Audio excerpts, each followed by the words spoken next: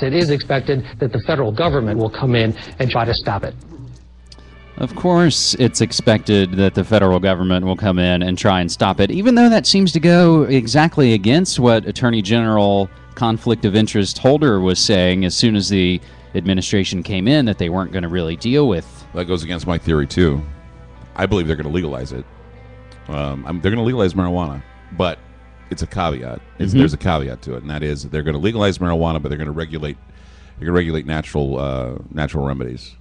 They're going to come back and they're going to say, hey, we gave you pot, now you give us the chance to regulate your vitamins and everything else. I mean, Codex Alimentarius, they're going to regulate your gardens, they're going to regulate those sorts of things, because they're going to say, hey, we gave you pot, what more do you want? We want to now regulate those things that are taking away our money from synthetic drugs and crap. Because, I mean, what is Obama? Obama's invested... he's invested most of his money in drugs. He's a drug investor, just like all the other guys that have been in office. It seems a lot more that the fake progressives are more invested in the money firms and the pharmaceutical firms. Sure, they are. And the fake conservatives, they're more into the war and Baxter the oil. International, people. Exactly. Who's the biggest investor in Baxter International? Barack H. Obama. And he has, and then who's the one that proposed the bills in order to get these vaccines going? Barack H. Obama. Even before he was president. I mean, he was the one that was starting all the scares about the flus and everything else, and then he becomes president. People are going out and getting their inoculations, and where's the big pandemic? It's not happening. And yet people are still panicking and still getting injected, still getting all that crap shoved into their bodies they really don't need. And so, I mean, who's right and who's wrong here? Certainly not Obama. Obama's making a ton of money off these morons that are getting their injections. And I always find that it seems whenever states push back against these sort of draconian measures that have been foisted on us for who knows how long, right, that it's unfortunately never out of any sort of moral standpoint of saying, well, no, we shouldn't have surveillance cameras everywhere. Yes, you should be able to do anything with this plant that whoever your creator God put here for us and we've used for millennia. They come at it from the money angle. Oh, yeah. We could be making money off this. Sure. That's why prostitution's illegal. You know, because prostitution's the oldest business, and yet, you know, we can regulate that too. But I mean, we could actually have clean hookers. We could have, you know, the whole thing if it was just regulated. But, you know, of course they had to pay. If they're not paying their taxes, that's why hooking's illegal. You know, and so drugs are the same way. You know, these guys are making a ton of money off black market drugs. They're going to turn around and they're going to say, okay, we're going to give you pot. And then what that's going to do is they'll jack the price for that too. And then they'll create another black market for another, you know, and it'll just, you know, it's just a mess. It's a mess because we've allowed it to be that way. And we don't have to keep this going. We can object to it. But many people, why should I rock the boat? Why should I have to take it, you know, take it to the next level? Well, it's either that or you just endure the pain and bitch about it and do nothing about it. And that's why most people, I mean, I see these people, and I won't mention any names, but people know who they are. I see people that take their bullhorns and they go out and they bullhorn events and they bullhorn this. And I'm thinking, what the hell does that do? It just makes you look like an ass. And not only that, but, you know, I have my my criticisms of people like Alex Jones, but Alex Jones is saying, well, I'm changing the New World. I'm getting rid of the New World Order. Well, no, you're not. The New World Order is doing fine on its own.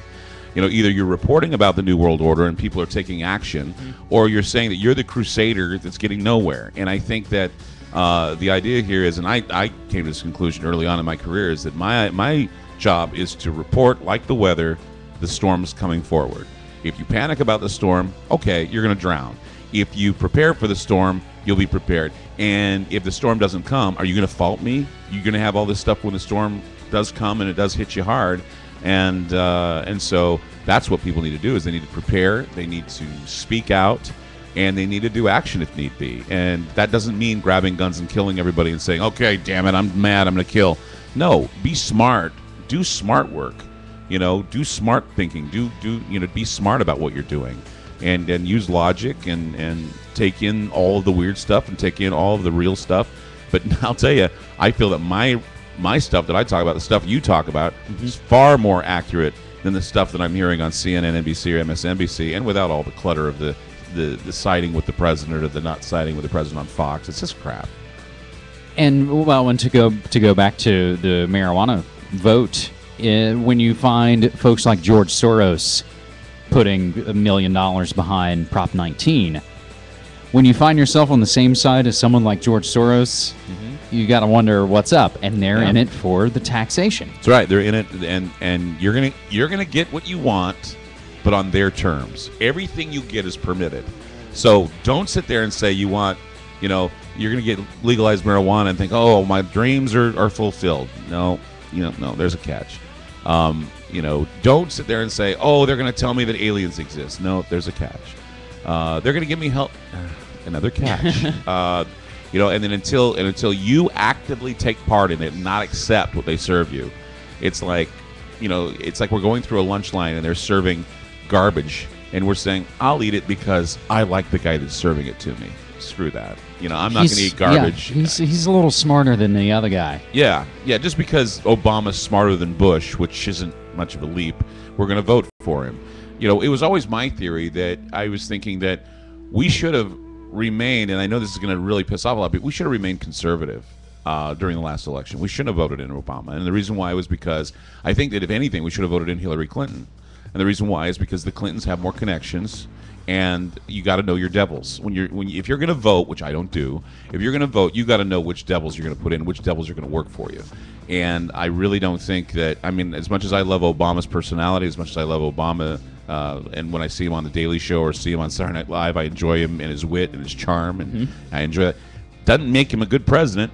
No. And it doesn't make him, especially with the guys behind him like Zbigniew Brzezinski and Henry Kissinger. Those guys are war criminals. Par excellence. Yeah. And I was going to mention, when we were still talking about food and Codex, of course, Obama's appointed a ton of folks from Monsanto and from Mars junk food, and just these things can't be an accident. It can't be, whoops, I didn't know he was connected to Monsanto. Yeah, they know what they're doing, and they're preparing us, and people have been screaming from the rafters and saying, oh, this is happening, but as you're screaming, it's still happening.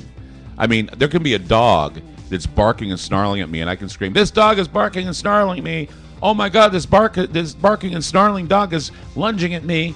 Oh my God, that damn dog! Where's the owner? That son of a bee owner! God, and then the dog's attacking you, and you're bleeding, and you're still yelling at the owner.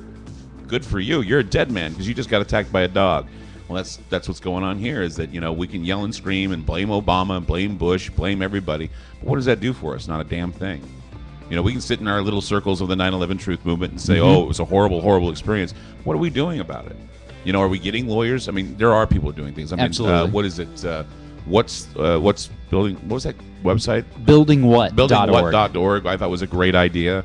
The scientists and architects that are trying to prove 9/11 wrong, the official story wrong. That's brilliant stuff. Now what we need to do is lawyers that are willing to take it to court.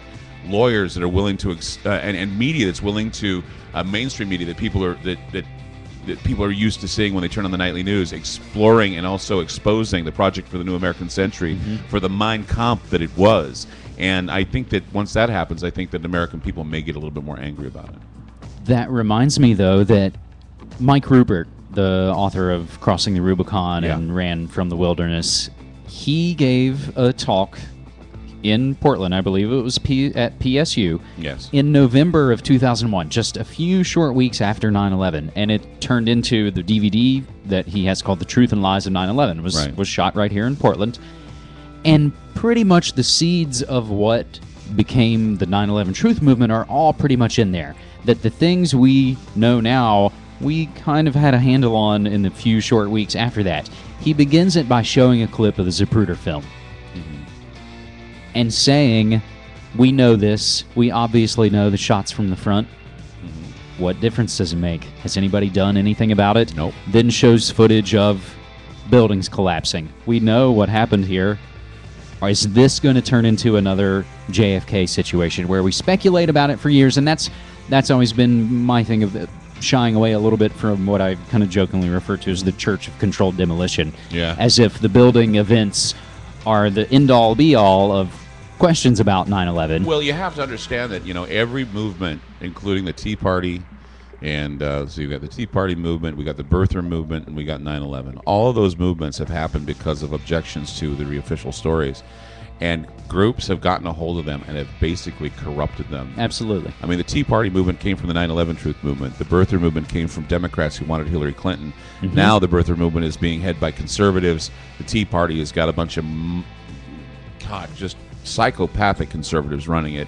If Christine O'Donnell is who you like, then congratulations. Again, under the guise that they're a sort of third party. Yeah, which always they're not. referred to as the Tea Party, as if they're not part and parcel of the GOP machine now. I think the Tea Party, I think that all of these movements that you're seeing, there's got to be a point where people who are ahead of these movements say, okay, what we need to create is the island of misfit toys, and those people can belong there. While we're getting the stuff done and we're actually getting people and talking with them about what we're trying to accomplish, the island of misfit toys can sit there and still do their crazy work and talk about their crazy speculations and whatever, and that's fine because this is America and you do what you want. But does it really help the movement? I don't think so. I think it's a detriment to the movement, and I think that once again the Tea Party is an example of how intelligence, or lack thereof, that's a really broad word there. Intelligence got into these groups and infiltrated them and corrupted them completely. The Tea Party's corrupted. It's completely corrupted. Birther movement, totally corrupted. 9/11 Truth, sorry guys, but that's corrupted as well. Yep. And I think that's why it's probably always a good rule to pretty much be wary of any kind of group. I was even, I think, just listening to some old George Carlin where he said, don't join a group. Don't be a part of anything that says, we're the what? The blank. And if you're doing something, then great. If you're doing something to change, if there's something that you can claim that you've done. Now, one thing about the 9/11 Truth movement, I got to hand it to them. They have somehow convinced, and this is a rough figure, 80% of the American people that 9/11 was an inside job, and that is something that they need to take to the bank. But do they? No. They want that other 20%, and they're going to get in the faces of that other 20%, and they're going to be ruthless. And you're like going, dude, calm down. Let the other 20% wander around in darkness. You have 80% to your favor. So instead of 9/11 Truth now, it's 9/11 Truth 1. You won this game. So if you won this game, what's the next step? You got to go to people who are going to help you push that even further. Well, and there was video from just the other night of 9/11 Truth activists going to some sort of daily show. They have a new book that they're promoting. Right. And it turned into some kind of scuffle. And I believe I read, and I can't confirm this, that even one of the producers of the show ended up getting arrested for assault on a 9/11 Truth activist. So this brings us to, you just mentioned Obama on the Daily Show. We're having the court jesters rally this weekend. That, again, we don't seem to really have any kind of motivation unless corporate media talking heads tell us to do it. Right. So what's your take on the coming Stewart Colbert rally this weekend? I really don't know if anybody's going to take it seriously, but if they do, these guys are influencing opinion, and they've been told they influence opinion. But once again, you need to understand, those people who look at Colbert and Stewart and they follow them have to also follow the news. Otherwise, what they're talking about means absolutely nothing. So they do have to hear the news, and then we have the jesters that are basically challenging the opinion.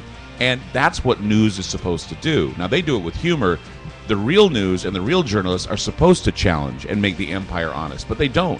And so you have comedians making the empire honest, which I find very, very interesting in this world right now, especially in a time where they said, irony and comedy about politics, or basically taking on politics, wouldn't work after 9/11. These guys are proving them wrong, which is very unfortunate that we only have two guys that are running Comedy Central that are doing this.